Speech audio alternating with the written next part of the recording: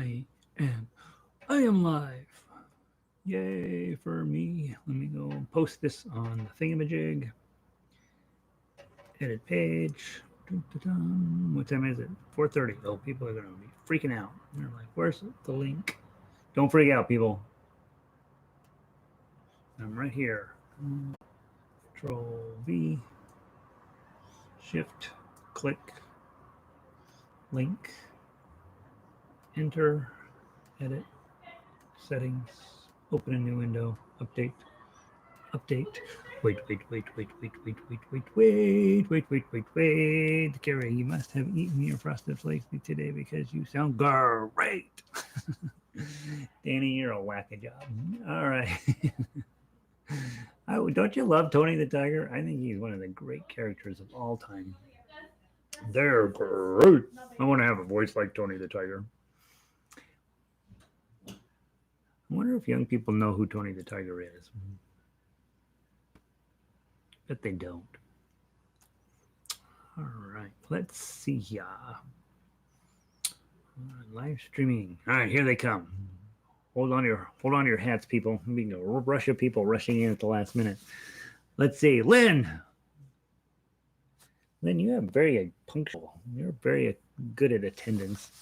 You deserve an A for attendance. Kathy, welcome in. More fun. I hope. I don't know. It looks like it's going to be hard. Hey, Jerry. Christina. Betting 1,000 this week. Sandy, welcome in. Evening for you, Sandy. Afternoon for us, probably. Where are you at, Sandy? Lindy, good to be with you. It's iffy to be with me, but I appreciate you being positive. Let's see. Red, I know the Tiger King. I know who the Tiger no, but Tony the Tiger, that's what we need to know. Do young people know who Tony the Tiger is? I'd yell at Megan, but let's see. Violet in here from I know Tony. I'm Violet, you're a spring chicken. Come on. Let's be positive about our age. Mel's here. Speaking of old, hey Mel. I have no idea how old Mel is. Let's see, Juliana. No, I keep calling you Juliana. Definitely old enough to know Tony the Tiger. See, that's how we will judge people from now on. If they know who Tony the Tiger is, they're awesome. If they don't, they're out. Right? We got to get these youngsters out. Let's see. Hey, Brandon. You're having great attendance. Renee, good to see you. Renee, I did not get your email responded to today. I've been busy working on another piece of music that I thought would go together like blip, blip, blip. And it was hours and hours of fighting it. So I'll get back to you. Hey, Linda, you are in. Pauline and Chicken in. Hi, Pauline. Let's see. Who else is checking in? Lynn. Lynn is here. Manette. You're welcome, Manette. I am enjoying these great lessons. I'm probably enjoying them too much. I really do look forward to this point every day to sit with you guys.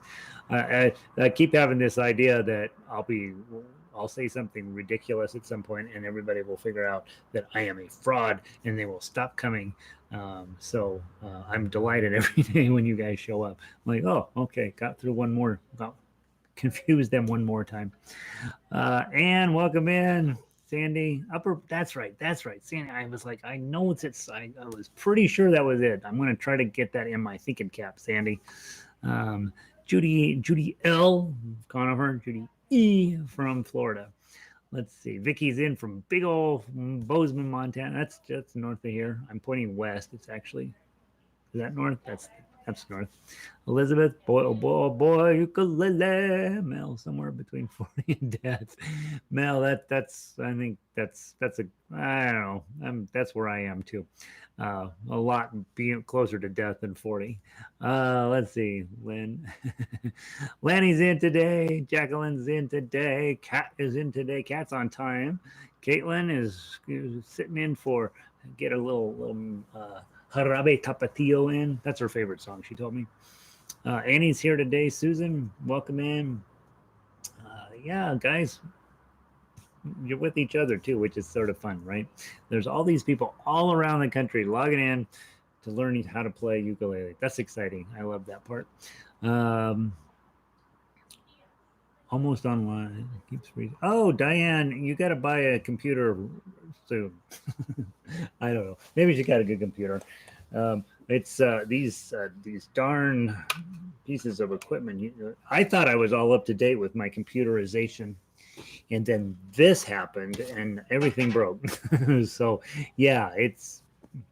Sorry if I'm freezing. I'm pretty sure I'm in good shape here. So I'm going to assume, Diane, that maybe it's on your end. Alan, in the back row. Alan always sits in the back row. He's been with us for forever. He sits in the back row. I don't know why. Patty and Tom are here. Hi, Tom. We'll ignore Patty. How you doing, Tom? Let's see. Mike is here. 4:30. It's 4:36 already. We better get going. Hey, Barbara. Hey, Chris. All right. So today we have, it's Thursday, right? Your guy, I think it's Thursday. I think it's Thursday. It should be Thursday. Makes sense. We want to run through the two songs today and then take stock of our week and make sure that we know what's going on tomorrow. Tomorrow we have a concert, and while it looks like it's starring me, it's really starring you, right? You're the only one who's going to know whether you're sitting back there texting your friends, like Alan does from the back row, or whether you're there trying to get the best sound out of your ukulele you can. And so before we leave today, remind me that we're going to zip through the list, make sure you got all the paperwork ready, that we know kind of what we're doing for the concert tomorrow. We'll do a technical rehearsal. I call that when we do concerts here. We have always the last regular rehearsal before a concert. We call it technical rehearsal, and it turns out that it's very important because you would think you could just walk on a stage, play a song, walk off, but it's much more complicated than that. And so we'll talk about the tech. We'll talk about what you need to know for tomorrow. It's going to be a great day. And then we could also talk about those of you guys that are running your own groups, either in schools or, strum-alongs, or just got a few friends that come over, how to get the best out of those sessions as well. Because, we want to always be getting better ourselves, but we also want to be helping other people get better. And so we'll talk about some of that before we get out of here today. I'm really excited about tomorrow's concert. It'll be fun to play all that stuff that we played this week. It's good music, I think. So, all right. So first today, we're going to talk little boxes, right? And my little machine keeps going back, living its own life. And there it is. We will, hopefully those of you guys have been around most of the interesting time we're going through will be feeling like, yeah, I can play this song, right? And those of you who are newer, this is a great song, and it's really fun to see if you can get the swing time feel into it, which is the purpose of the song, is to get you're thinking more in terms of little boxes on the hillside, instead of that little boxes on the hillside. So we're looking for getting that sway in there a little bit is what we're going to be working on with this piece. And that's when we talk about rhythm. I don't spend near enough time talking about rhythm. You can get rid of everything in music, everything except rhythm. And when you get command over rhythm, then you really have something going on. It's really fun. There's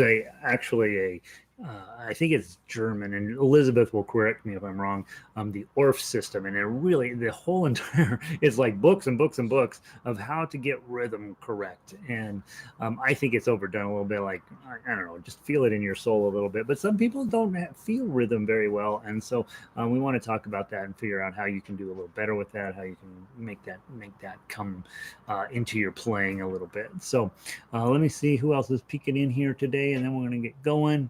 Let's see, Barbara. Oh, John logged in. Hey, John, how are you? Laptop died yesterday.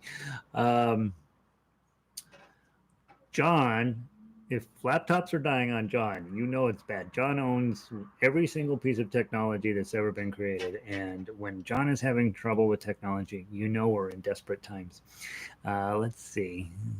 And then Kathy Orff is awesome. I was terrible at rhythm until I learned that method. Okay, so Kathy is an Orff aficionado.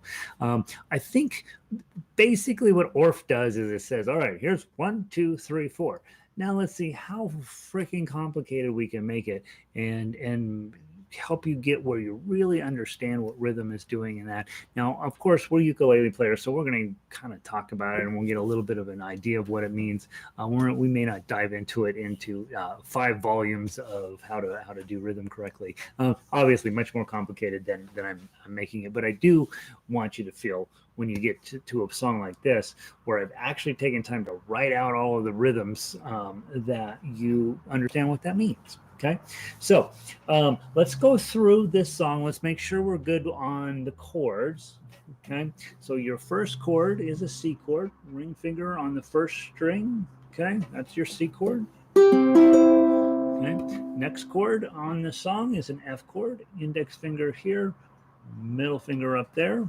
That's one of my favorite chords. And then we go back to C, back to F, back to C.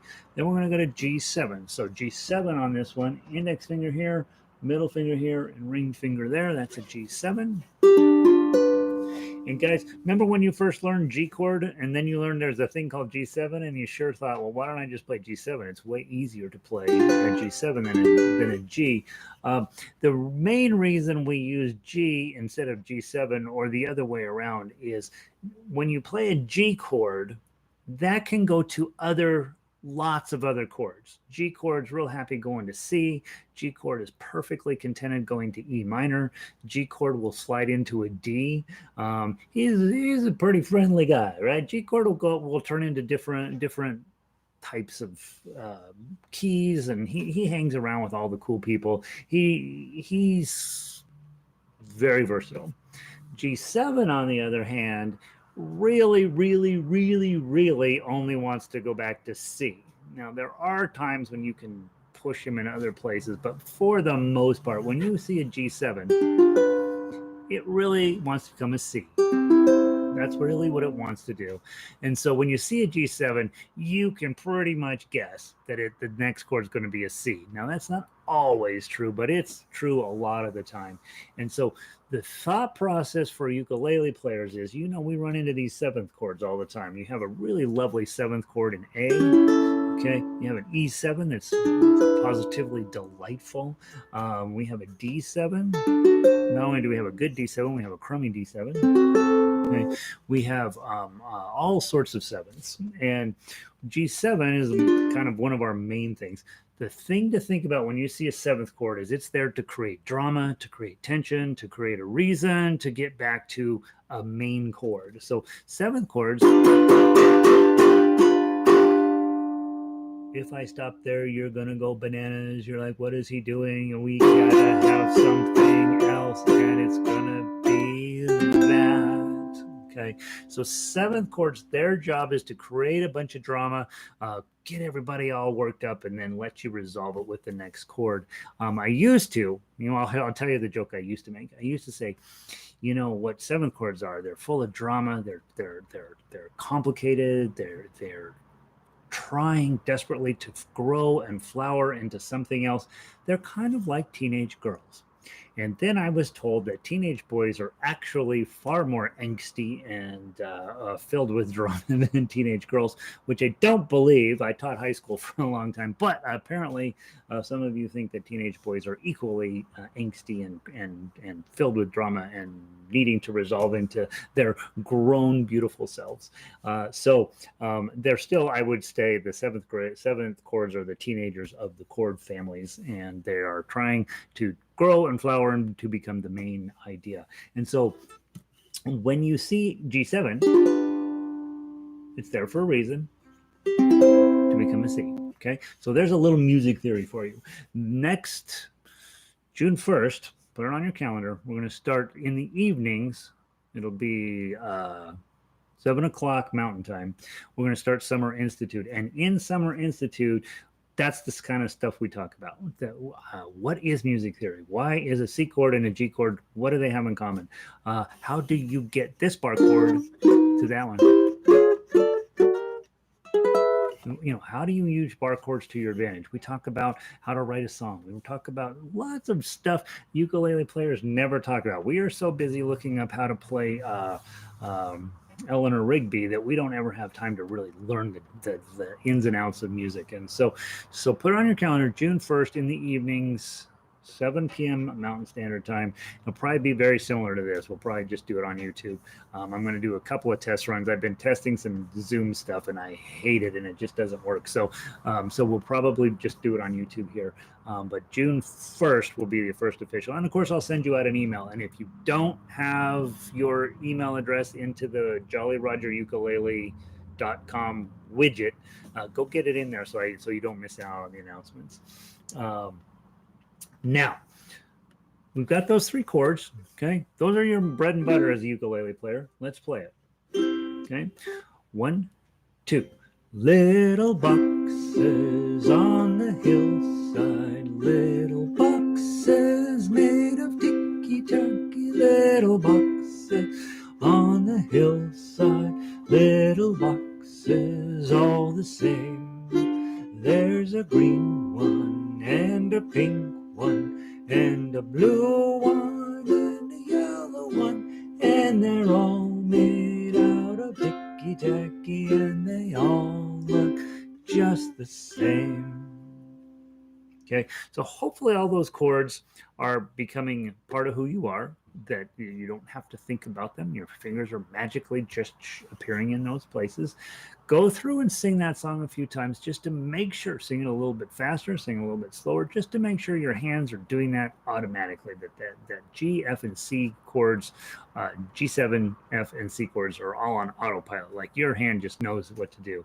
And if it's not, keep working on it, okay? Because that's going to come up in ukulele world, those 3 chords. Let's see. The other thing I think is when we are in that process of getting ready to do a strum and sing, you know what I did? Ba-da-bum, bum, 1, 2, 3, 1, 2, 3, 1, 2, 3. I'm just doing that. Hopefully you are thinking, well, I'm done with strumming for a while. I'm going to do little boxes on the hillside, little boxes made of ticky-tacky. Or you're thinking, I'm going to play it in 6. Little boxes on the hillside. Well, let's see, I'm not doing it right. Little boxes on the hillside, little boxes made of ticky-tacky. Quite a bit harder, right? So thumb, index, middle, or I could do middle, index, thumb. Little boxes on the hillside, little boxes made of ticky-tacky. Okay, so you're thinking, what can I bring to the right hand that's going to make those 3 chords that I'm now an expert on a little more interesting? Okay, so don't neglect that this is a real thing going on over here.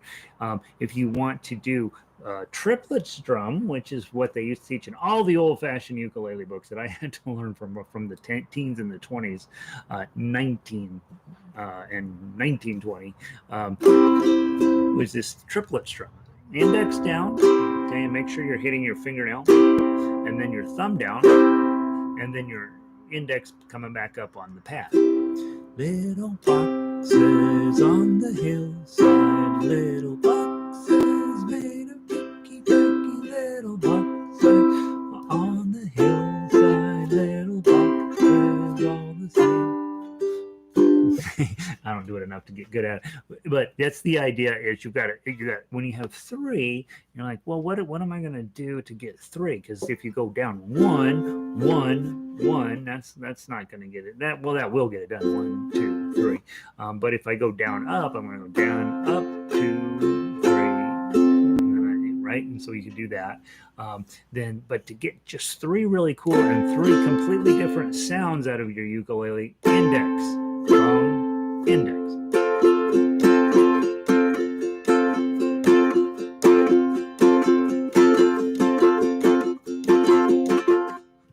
Triplet Strum. Usually you'll use it on triplets, and if you look up George Formby, he plays banjolele, and he is a triplet demon, right? He's just so fast at it, and it's kind of fun to watch somebody who really knows what they're doing with it. So those are different strum ideas that you would bring something like that. The song here is about, it was written by Malvina, who's a French woman, and it was made famous in America by Pete Seeger, who did this on a banjo. And you can go to YouTube and see him when he's in his 20s or 30s and he's playing this song. And then there's a YouTube video of him when he's in his 70s playing this song. And it is note for note, dead on, exactly the same. And you're like, wow, he played that song for 50 years and made no changes to it whatsoever. And it's one of those songs from the 70s where, 62, I guess, probably the late 60s, where they made it famous about, they're building cheap houses all over the hillside. It's terrible. Those of you who live in Louisville, Colorado, you should know that that's exactly what I remember growing up. Is one day it was a big field, and then the next day there was little gray boxes all over the hillside. They're still doing that all over the United States. It's putting gray boxes everywhere, and people are rushing to buy them. So, so it's still the same. Now, we've learned how the song goes. Let's play the melody, okay? Now, notice you've got some threes, so it's 1, 2, 3. Okay, that's going to be your ring fingers. But then look what happens at measure 3. You got to go 5s and 7s, right? So you're probably thinking fourth position. Put your index finger on 4, middle on 5, ring on 6, and pinky on 7. Probably would be the smart thing to do there. And if I remember right, there's nothing higher. So to get to that 7, we might put our middle finger on 5 and your index on 4. You can also do index on 5 and then do ring finger on 7. Either of those is perfectly fine. You guys will find out which system works better for you when you slide up there. Just trying to build yourself a sort of consistent idea in terms of what I'm likely to do when I see a 5 or a 7, right? Slide up there. Okay, so here we go. We're going to get the song going. It's about Levittown, New York. All right, here we go. 1, 2, 3, oh, oh, oh, 3, oh, oh, oh, 3, 3, oh, 3, 3, 3, 5, 7, 5, 3, 3, 3, oh, 3, 3, 3, oh, 1, 1, 1, 3, oh, oh, oh, 1, 2, 3, oh, oh, oh, 3, oh, oh, 3, 3, 3, 3, 3, 5, 7, 5, 3, 3, oh, 3, 3, 3, oh, 1, 1, 1, 1, 1, 3, oh, oh, 1, 2, 3. Okay, so the rhythm was a mess for me, right? Let's play it again. Ba-da-bum, bum, ba-da-bum, bum. So what you're trying to do is get that little bit longer note on, if you look at the standard notation, it's real clear, right? Little, or just regular quarter notes, little, and then you got on the little boxes, on, which is longer. Notice the 8th note with the dot is longer. It's not quarter note long, but it's a little longer. And then followed by a 16th note, which has 2 flags on it, which is real fast. Da-da-bum, bum. Little boxes on the hillside. Little boxes made of ticky-tacky little boxes. So that's what we're working on, trying to get that loping or galloping feel. A lot of times you'll see in sheet music, they'll just put in 8th notes and then they'll write up at the top, swing time. And that's exactly what you're working on here. This is a little bit of a mixture of regular time plus some dotted 8th notes followed by 16th notes. Let's give it a try one more time. 1, 2.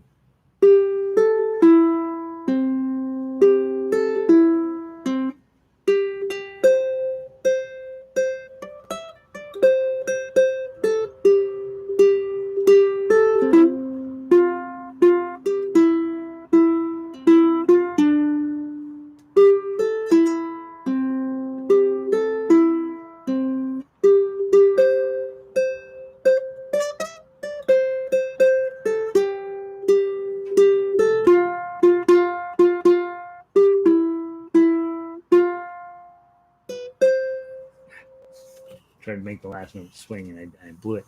Okay, one more time. Let's see how we're. Let's see if we can get that loping feeling in there. Okay. Also notice I'm suddenly switching into third position and then playing my 5 with my ring finger and my pinkies jumping up there. I hadn't thought about that one. That's pretty smart, Gary. You should have taught that. By being in third position, you can take care of all of those notes in the beginning, and then you're also ready to play 5 and 7. There you go. Okay.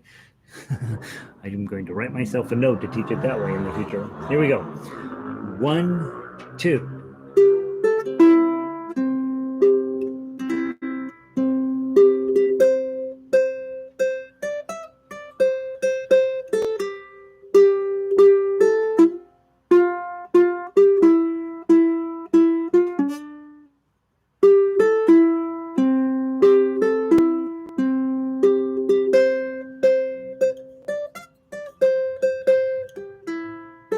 Oh, I blew it. What did I do? Let's start from the top. I apologize. Okay, one more time from the top. I don't know. I lost my head. 1, 2.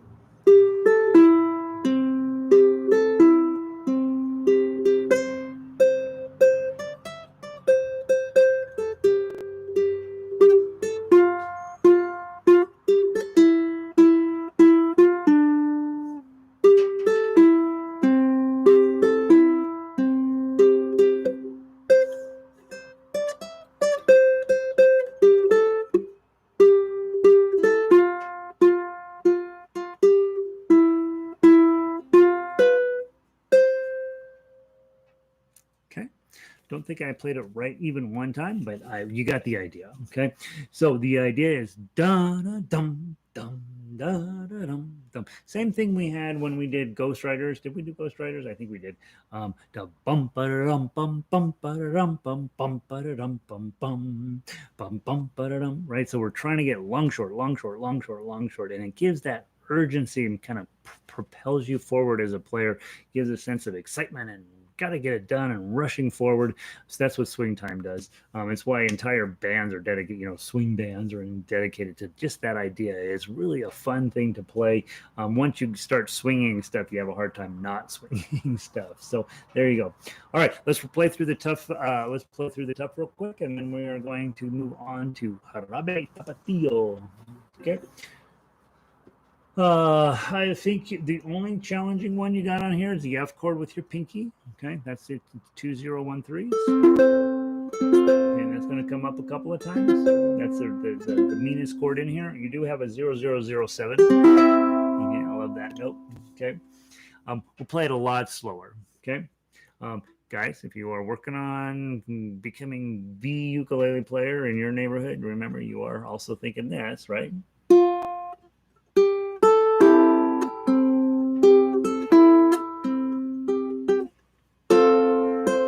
And so be thinking about, am I a claw person? If you are a claw person, this is a good opportunity to practice. If you're not a claw person, you need to become a claw person. Okay? No, you don't have to. You don't have to. I've done pretty well just with thumb. Okay, here we go. Nice and slow. 1, 2.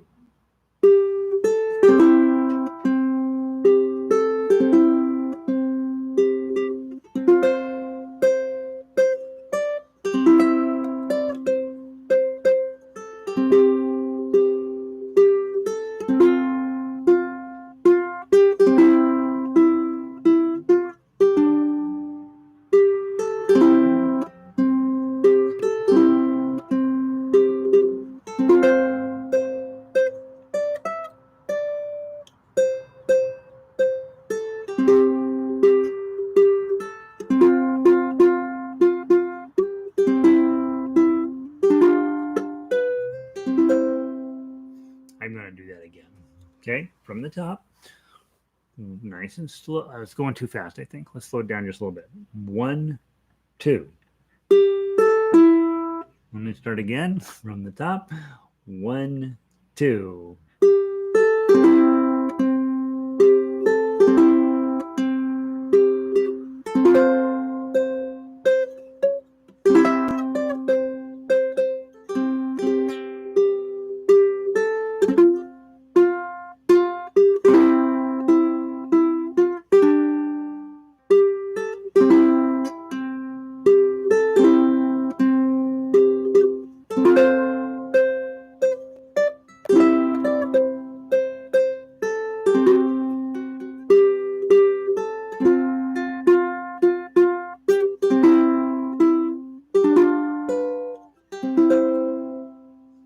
I think we can do it even better than that. Let's do it one more time from the top.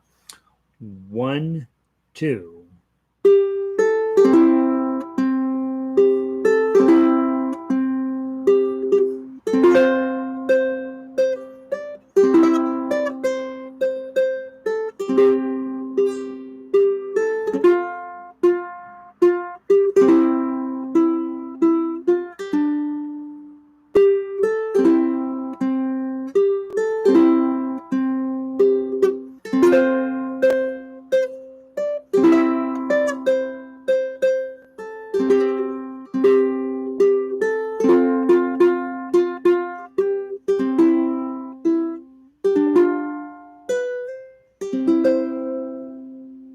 Okay. Whew. Eventually, I got it pretty close. Okay. Trying to get it swingy. I'm kind of overdoing it just a little bit. Practice, see what you can come up with. It's a pretty little tune. By the way, if most of you guys don't watch this show, and I certainly don't either, but I am told that this was the theme song to the sitcom or drama or whatever it is, somewhere on the Netflix or something called Weeds, and apparently all the millennials know this song. So I've never seen this show. Maybe it's great, maybe it's ridiculous. I don't know, but it's called Weeds, and this was the theme song to that. So there you go. All right, now. Jarabe Tapatio. Let's switch papers, switch gears. Let's get our game face on.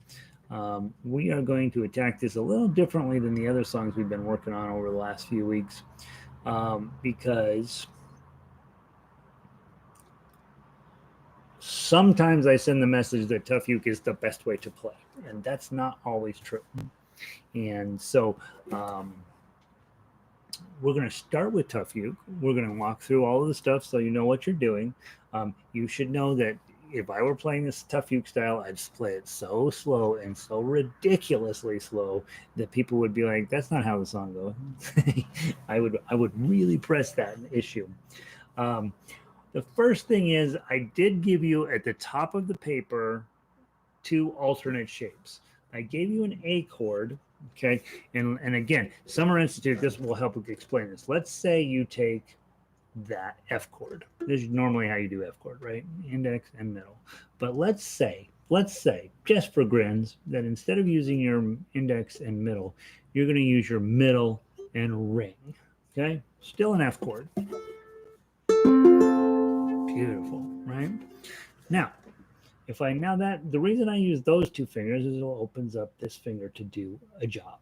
Okay, and so this finger is now going to slide up onto the first fret, and these 2 guys are going to slide up 1 fret also. Okay, so now instead of an F chord, I'm now going to slide everybody up, and it's going to be an F sharp is what we call that, or we can sometimes call it a G flat. Okay, so we start with F. Now we have an F sharp. Okay, and if we slide it up 1 more, we get a G chord. Okay, and you're like, well, I don't know about that. That doesn't seem like the G chord. I know. Well, think about it just for a minute. If this finger wasn't here, you would already be holding a G chord, right? So that's what's actually you're holding down. The things you're doing differently is you're changing these 2 fingers out, and putting this bar up, and then that bar is covering the 2 that you normally have your middle finger on, right?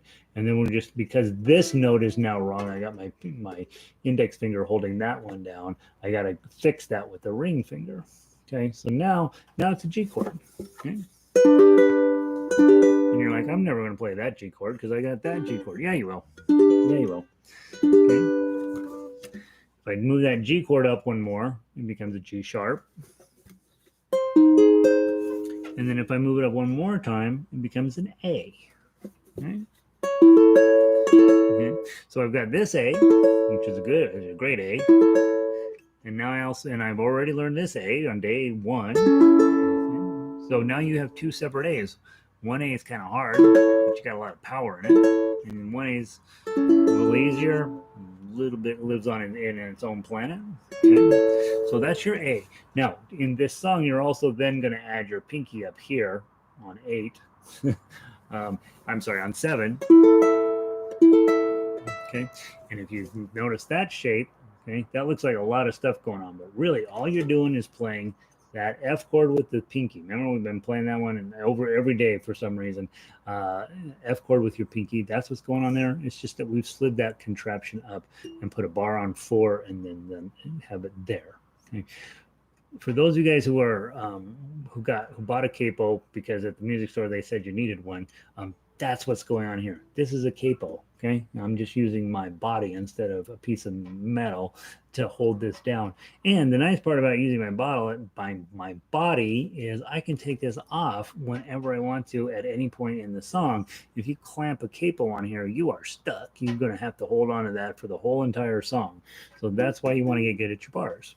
Okay, so there's an A chord with a high note on 7. Okay, that's one alternative shape. And then you also have an E7 on 4. Notice its bar stays the same, but I'm going to put my ring, or you can either put your ring finger here and put your middle finger on top of this bar. That's a normal and okay thing to do. It kind of helps hold your bar down. The other thing is to just use your middle finger, right? Either way, and you get that E7. Okay. Okay. Now, I know, Danny. That's why you've been taking these classes, so you know which fingers to use. All right. You have another E7, right? Remember day 1 is this one and this one. Okay. So on day 1, I teach you London Bridge is falling down, falling down, falling down. Now, with these 2 bar chords, you can do London Bridge is falling down, falling down, falling down. Okay, so it's the same exact chords, just different places on the ukulele. Why would you ever use the hard one with the bar when you could use the easy one open? Truthfully, on ukulele, you're probably mostly going to use those open ones because it just sounds prettier. But there will be lots of times when you have more complex chording and you have to use a bar. If you have an E chord in it, for example, you really have to use a bar. You're going to want to know, oh, by the way, A is hanging out right there, right? It's going to be handy for you. The other nice thing about bars, once you get over sort of the beginning part where you're just trying to make not horrible sounds come out of your ukulele, when you get to the point where pretty nice sounds are coming out, you're going to want to be in control of how long those sounds last. So when you hit, for example, when you hit a C chord and you want to control that, you really can't, because the only string you're in charge of is this string. So if I take that off, it doesn't affect these 3 open ones. They keep ringing. So I'm not really in charge of them. But if I use a bar chord C, I am in charge of how long they last.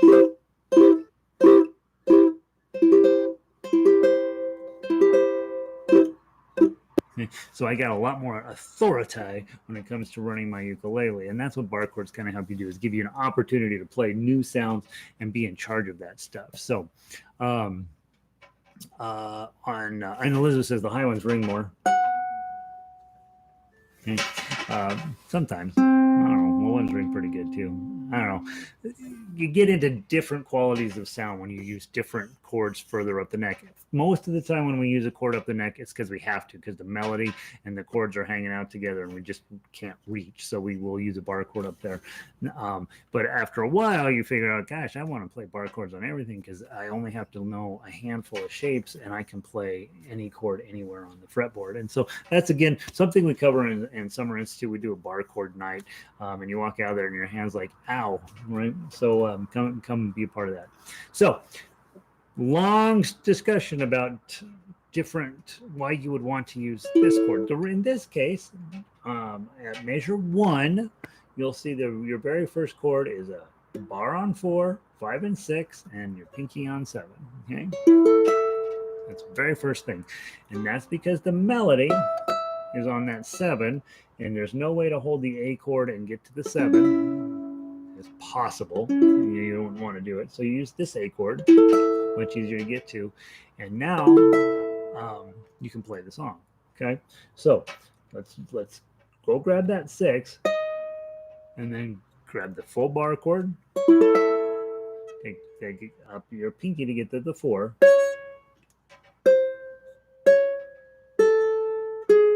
And now we go down and measure 2 to the regular A, strum that.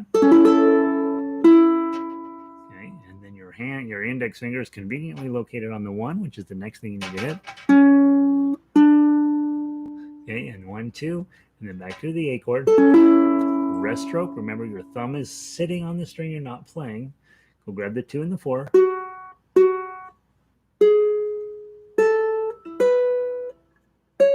Okay. B minor here. I don't know why this B minor is here. It makes no sense, but it's absolutely beautiful. Have a bar on 2, ring on 4, and pinky on 5. Okay, so that pinky's going to go on, and then you're going to use that pinky again. 5, 4, and then right back up. So don't abandon the chord there. Okay, I gotta get it on better, make it sound nicer. Okay, and then I'm gonna lose my pinky. 2, 1, 2, and then either your pinky, probably your pinky would be best. 4, 3. And then you've got this E7, regular E7, but you got to get your pinky up on 4. Remember, Aloha Oi? This is the exact chord that comes in that song. And then 1, 2, 4, and then open. Okay, and then go grab your 7 with your pinky. Oops. Bar on 4. Pinky on 9. Back to 7. Probably your middle finger on 5. Open it up to use the bar to get the 4. Grab anything down here except don't use your middle finger here because you got to use your middle finger up here. Grab probably your ring finger to get that too. And then you're going to put your A chord on and add your pinky on at 4. Okay, and then when you come into that measure 8, it goes up. And then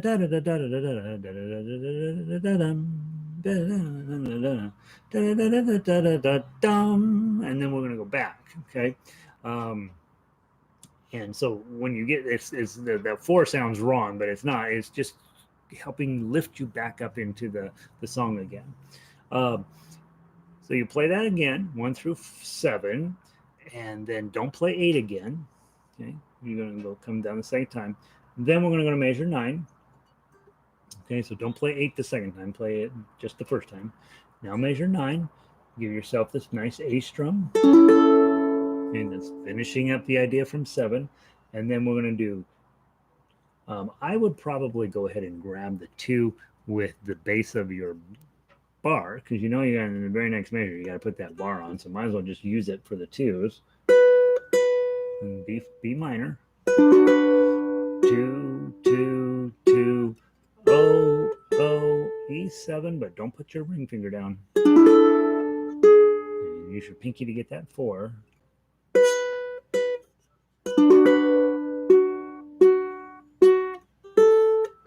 E7, pinky on 4.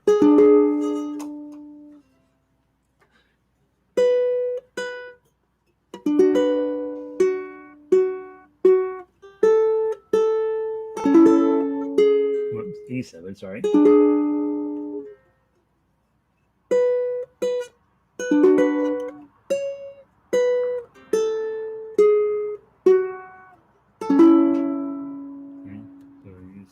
Da da da da da da dum. Okay, comes kind of lands there, and then you go back into the main idea, and you got that beautiful A chord again that we talked about with your pinky on it.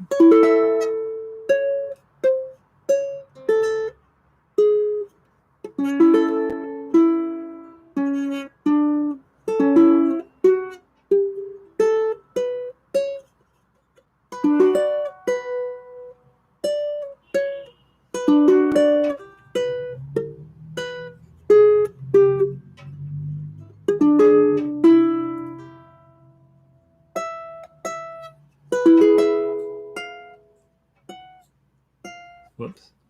Where am I?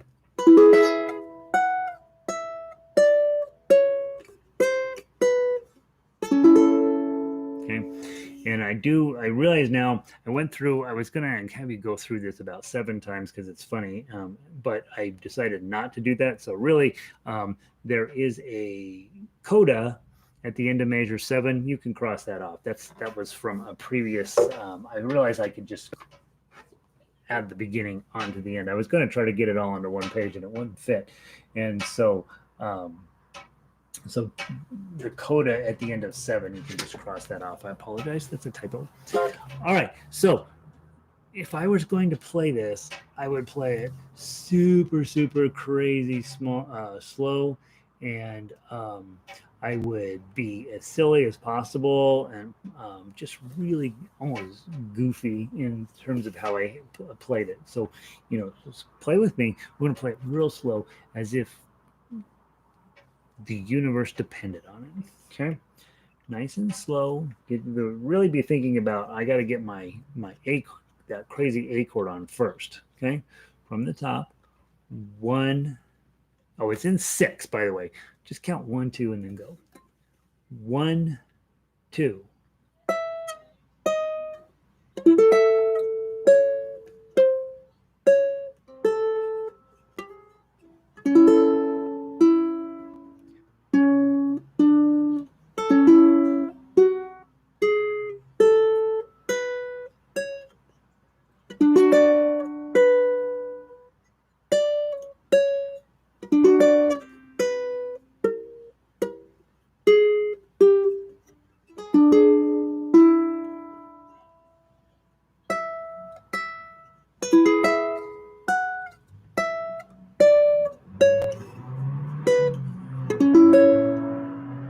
To the top.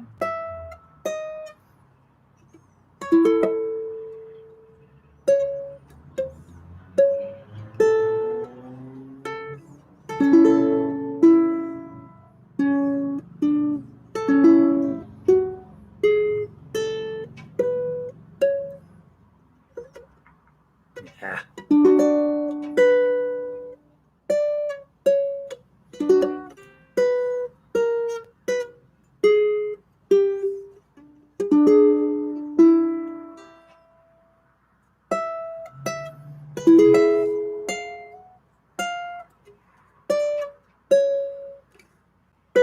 Measure 9.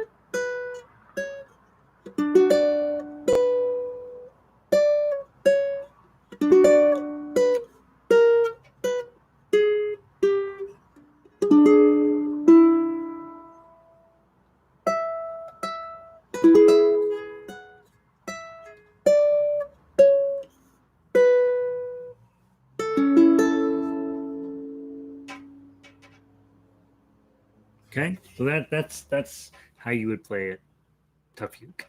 Okay, you're never gonna play it that way. Okay, but that's how we do it, right? We know how the system works, right? Take the main melody and then see how many places we can squish some chords in underneath it, and it actually sounds really pretty. Oh, hey, Linda, I didn't know you had snuck out. Welcome back. Yeah, that's a major challenge, and if you're hopefully you're playing and not paying any attention to me, but man, your pinky is all over the place on that one. It's really pretty challenging to play. When it comes to this song, right, this is a fun song. This is supposed to be played fast. Okay, this is supposed to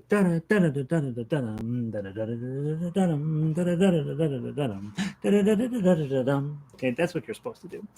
When you get a song that's supposed to be played like this, the very first thing you do is just abandon anything that's going to get in your way, and that's going to be tough uke. Okay, it's just going to get in your way. What we want to do is really dive into the chord or the melody line, right? And figure out what do we got to do to get that as fast and as reliable as we can. So let's go through and start talking about that. The chords here, by the way, they're not beginner chords by any sense of the imagination, but they are pretty cooperative, right? You've got your A chord, okay?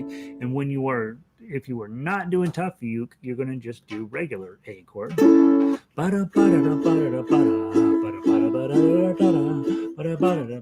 And then you're going to go to your B minor, which is a bar in here. It's a little hard to get on, right? You're working on your bars, doing everything you can to get them clean. And then, of course, your E7. And I think that's it, right? That's the only chords in the whole song. So it's a 3-chord song. A and E7 are pretty basic, but B minor is a little bit troublesome. So if you decided, hey, I want to do this song, you want to do it with a partner, and you want to get somebody on chords and you on melody, and then you want to see how fast you can get it to go. Okay, so let's walk through it, see where are the places we would probably, and when you're walking through something like that, you probably want to leave yourself little notes about what you think the best thing is. I think that the best place to start is by going into 4th position. That puts my pinky up here on 7.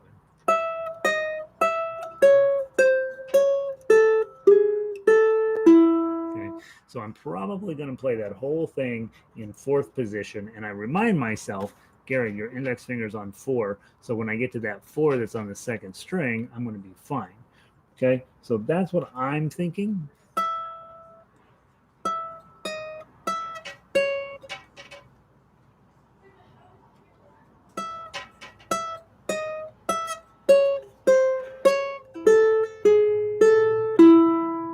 So that gives me my first run.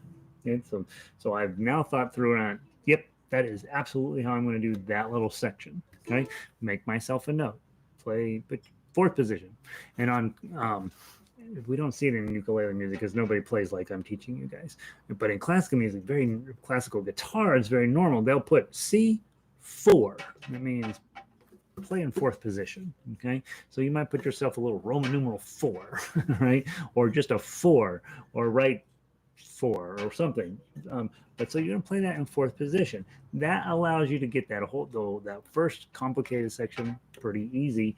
And then your job, once you decide that is how I'm going to play it, I'm never going to play it any other way. Wait, are we having tequila? Oh my goodness, Carol is getting the tequila out. That actually would make the song way better. All right, so let's go.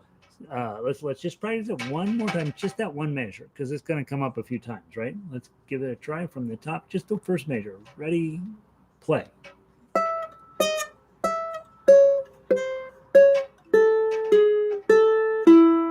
so that's good. Okay, that's in 4th position. Now, my next thought is, I'm looking at 1, 2, 0, 2, 4. That looks like a scale to me. So I'm going to go with 1 on 1, obviously. Middle finger on 2. Open. 2. Make sure to use my pinky on 4. I'm going to slide my pinky to 5. And I'm going to then, now I magically ended up in 2nd position. And that's okay. I can live with that. Because now I'm going to go back to that 5. Ring. 5, 2, slide down to the 1, slide back to the 2 probably. Or I may stay in 1 and use my middle finger on 2. That puts my pinky back on 4. So I think that's what I like.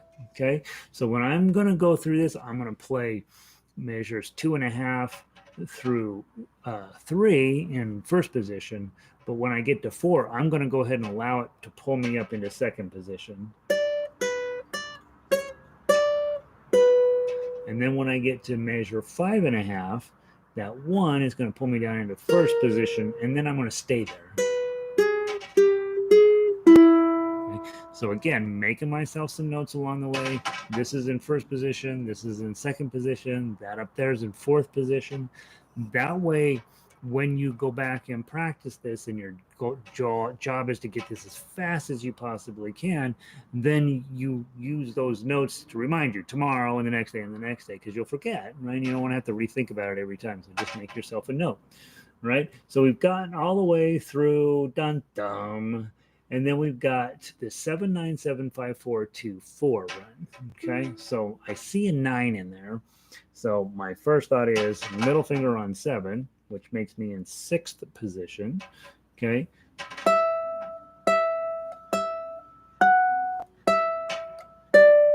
And then I will have to stretch my index finger down to get to the 4. To get to the 5. And then I'm probably going to jump into first position. 4, 2, 4, probably, right? I might do, maybe I'd go back to second position. But in any event, I'm going to know that those 7s, I want to be in 6th position to play those, okay? So I go to 6th position. I'm at the middle of 6. Let's try that with your middle finger on 7. Ready? Just play the 7s. Ready? Play. 7, 7, 7, 9, 7, 5, 4, 2, 4. I think I really want my ring finger on that 4. So I'm going to make myself a note to put a 4, my ring on 4. But again, these are my notes, right? If you find, hey, I'm going to slide down there, I'm going to grab it with a different finger. I would say whatever works for you. I got to close this window. It's really starting to blow. We want to make whatever works for you, and then make a note. Okay, that's why I tell everybody, don't play music without a pencil. Okay, don't practice music without a pencil. All right, let's start from the top. Let's play those first 8 measures. From the top, 1, 2.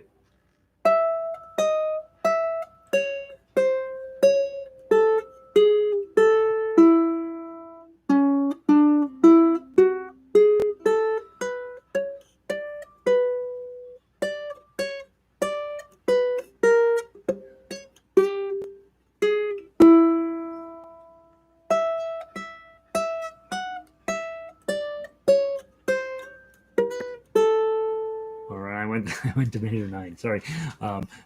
7, 7, 7, 9, 7, 5, 4, 2, 4. Okay, that's hard to remember. Okay, so now I've got a plan in place for my fingers, and I'm going to do it the exact same way every single time, no matter what.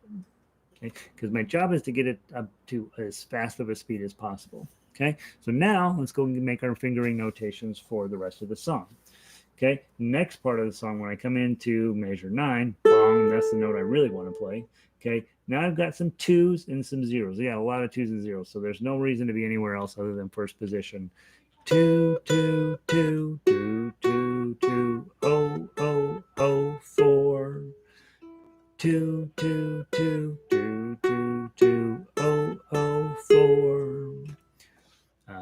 Next page, 2, 2, 2, 2, 2, 2, 0, 0, 4. 2, 2, 2, 4, 2, 0, 4, 2, 0. Okay, so that whole section just playing with my middle finger. Okay, again, I might even play that middle finger where I'm covering both of them, right? So that I barely have to move that middle finger at all. If I see one on the second string, okay, so I can cover both of those strings with my middle finger, and then I don't have to move anything, and I'm going to be faster. Okay, and then we get to measure 17, and we know it's a repeat of the beginning, so we should have that down. Okay, go pinky on 7. Let's get to halfway through measure 17. Ready, play.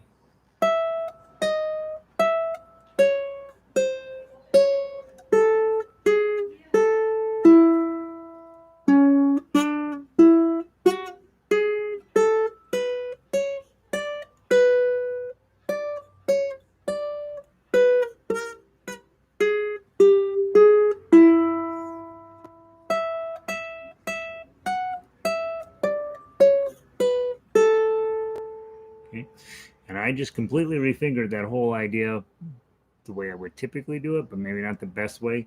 Because I thought, oh, I'm gonna just, I got my ring finger on 7. I'm just gonna go with it instead of putting my middle finger on 7. So I would look at that a few times and figure out which is faster for me. Now, once you have made your decisions on fingering straight melody, then your job is to just get it where you're going. It consist, especially a song like this. You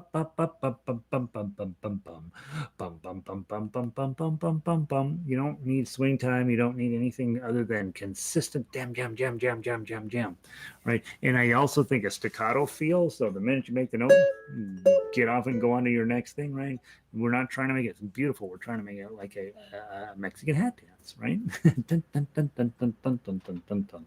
And so we want, and then we want to get it, once we get it steady and we have made all of our fingering decisions, then we start trying to get it faster and faster and faster. So tomorrow we'll probably play through this a few times and see if we can't get it faster and faster and faster. If fingering this stuff is not going particularly well, tomorrow you'll be our chord players, right? 1, 2, 1, 2, 1, 2. 1, 2. It's in 6, so you could do 1, 2, 3, 4, 5, 6. 1, 2, 3, 4, 5, 6. Okay, because that's going to make it. That's going to give a lot of energy to that song, and so you might practice playing it that way. Go grab that MP3, play. Chord, chord, chord, chord, chord, chord, chord, chord, chord, go chord, chord, chord, chord, chord, chord, chord, chord, chord, and see how that goes for you, right? And then with that app that you can put on your phone, you can take them, download the MP3 into your phone, and then you can slow it down and then start speeding it up. And your goal is always to get it faster than the original, right? So get it real fast. And then when you come to concert, you can slow down and make it nice. Okay. So that's what we want to work on with this song. See how fast and how consistent you can make Jarabe Tapatio so that it will actually sound like and not what we usually do, which is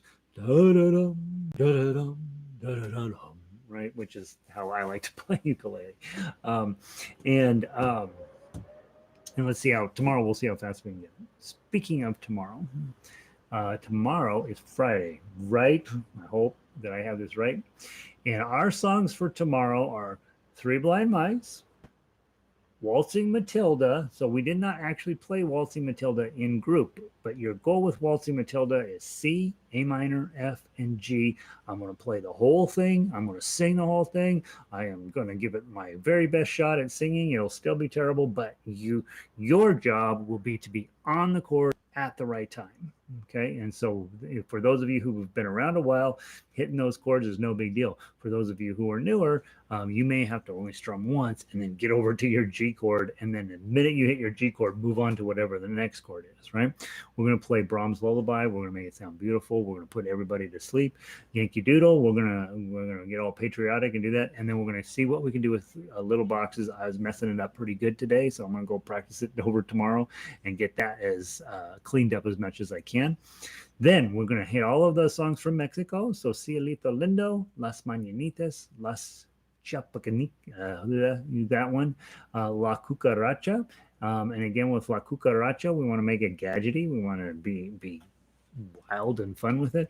And then the same thing with Jarabe Tapatio, we want it to be super fast. Okay. So if I were you and I was thinking, I'm gonna join Gary's concert tomorrow, you're the star. You're the one in your house. You're the one who needs to be able to play this stuff.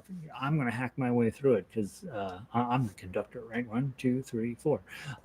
But I actually have to play it too, and which is a blessing and a curse in many ways. But what we want to do is get you where you're just got your book together. You're coming in to play the concert. Have everything ready, have them in the same order that they're on the website so that you are just sit down and get ready and play. And then what you'll find is it's oddly exhilarating to play through a concert setting, and you'll feel really good about yourself. So let's spend tonight getting your book together, making sure your ukulele is there, making sure you're on time, Kat, and just really being narrowed in to this concert that you're going to put on tomorrow. And I'll be the conductor. I'll try to set the pace. I'll try not to screw screw it up too bad. And your job is to just really make it as beautiful as you can from your kitchen, and we'll have a good time. So that's for tomorrow. Saturday and Sunday we're going to take off, because then next Monday we're going to switch this class to the 1 p.m. time slot. I know a few of you may end up dropping off because of that. Just know I love you, and I will miss you. And then not immediately, but we will be eventually doing for sure Monday night classes for Institute. We need Mel to show up so it can be International Institute. And then probably this summer we're going to do Thursday night concerts, just playing music and having Gary shut up. And again, I'm working out technical details. I think YouTube is the correct answer for that. And that gives you a chance, again, once a week to have your act together and be ready to play. And so I'm working out the details on that. It should be fun. Okay, unless there's questions, that's what I have for you today. You guys are getting ready for a concert tomorrow. This was the last of the regular rehearsals. You just had your technical rehearsal. Put it in a book. Be ready. And then we'll go from there. So let's see. All right, that's it. I'm gonna get out. Let's see. What did I miss over here?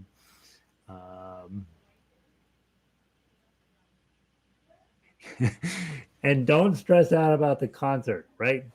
You bring your A game. That may not be the A game, but you bring everything you can, and you know you're going to make some mistakes. That's the one thing that's beautiful about ukulele. You know you're going to make some mistakes, and it does not matter. It's going to be amazing. And let's see, it's time for me to have some way beyond my beginner game. Yeah, and if you're, honestly, guys, if you are new, you're working on chords, you're working on playing the melody line. Okay, I know these some of these advanced, this tough uke stuff. It's you watch me. It's beyond my ability too, right? Linda, finger positions. Yeah, be thinking about that, right? Though that is a helpful thought, that we don't spend enough time really thinking through. This is how I'm going to play this piece.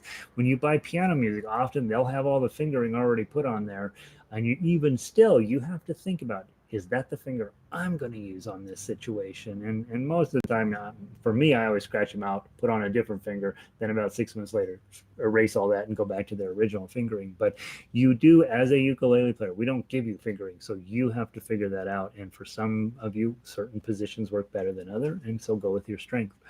Let's see. Pinky had ball. This is my weak spot right here, right? And then we just drive it bananas. So it will get stronger. Mine's getting arthritis, so it's getting weaker, but yours will get stronger. And it's always anytime we do tough uke, you're going to be using your pinky a lot. So do it. Julianne, have a great night. Sandy, thanks for being here. Appreciate it. Be good up there in Michigan. Gail is here. Let's see, challenging. Yeah, hopefully more fun than hopefully challenging and fun. Yeah, I like that. That's exactly what I hope this is. See you tomorrow, Barbara. Mel, I'll be there on Monday night. I want to be able to see you. Yeah. You have studied. You will have attended the International Summer Institute, sponsored by the Rocky Mountain Ukulele Orchestra, taught by Maestro Gary Ugard. You put that on your resume. I'm sure that whoever your next job is with, that's gonna set you apart from all other job candidates.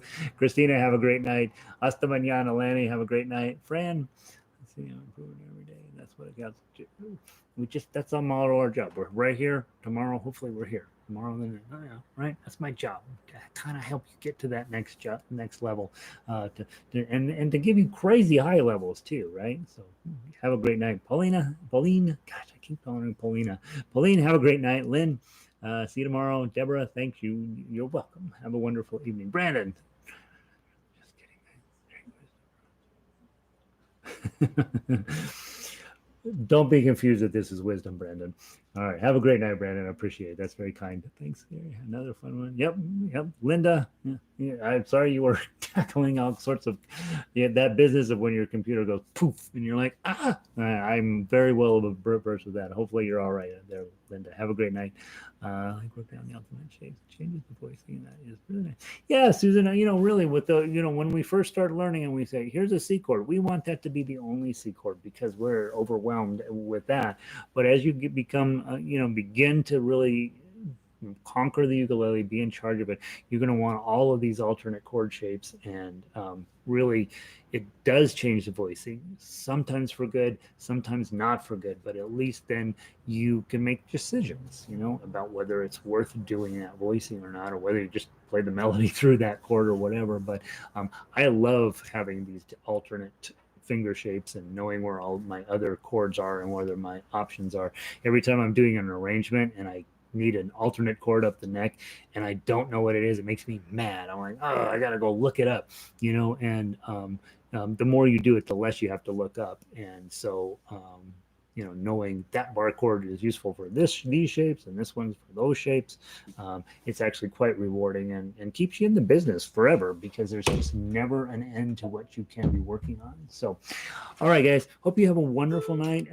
Bug's still out there, so stay inside and be good. And I will see all of you tomorrow for your concert. Have a great night.